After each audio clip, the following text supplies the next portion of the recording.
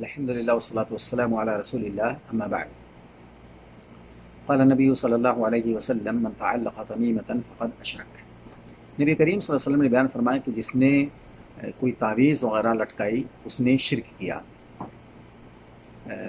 اسلام نے ان تمام چیزوں سے منع کر کے رکھا ہے جہاں سے اللہ رب العالمین کے ساتھ تعلق کمزور پڑ جائے، ہمارا اعتماد ڈھلم الیقین کا شکار ہو جائے، ایسی تمام چیزوں سے اسلام نے منع کیا ہے۔ اور اسی قبیل سے یہ بھی ہے کہ ہم کوئی تعویذ وغیرہ لٹکائیں یا کوئی دھاگا وغیرہ اپنے گلے میں یا اپنے بچوں کے ہاتھوں میں باندھ کر کے رکھیں اس اعتقاد کے ساتھ کہ اس سے نظر بد دور ہوگا اور بچہ نظر بد سے محفوظ رہے گا۔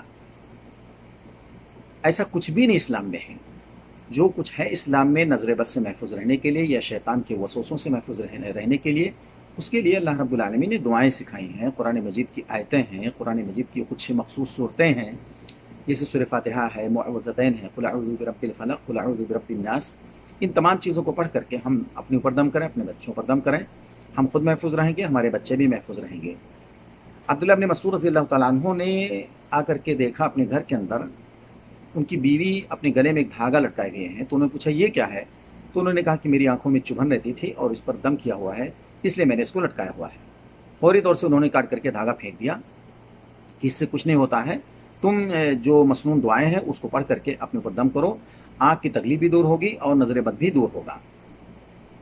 تو اس طریقے سے ہم سمجھ سکتے ہیں کہ اسلام میں ہر چیز کی رہنمائی کر دی گئی ہے، ہر تعلیم ہمیں دی گئی ہے، اور کوئی چیز باقی نہیں رکھی گئی ہے کہ جس کے ہم محتاج ہوں اور کوئی ایسا غلط قدم اٹھائیں جس سے شرک و بدعت رونما ہو یا شرک و بدعت کے اندر ہم واقع ہو جائیں۔ ایسی تمام چیزوں سے ہمیں بچنا چاہیے۔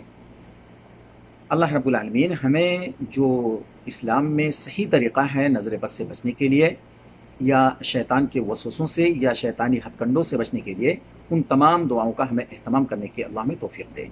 وآخر دعوانا ان الحمد للہ رب العالمین۔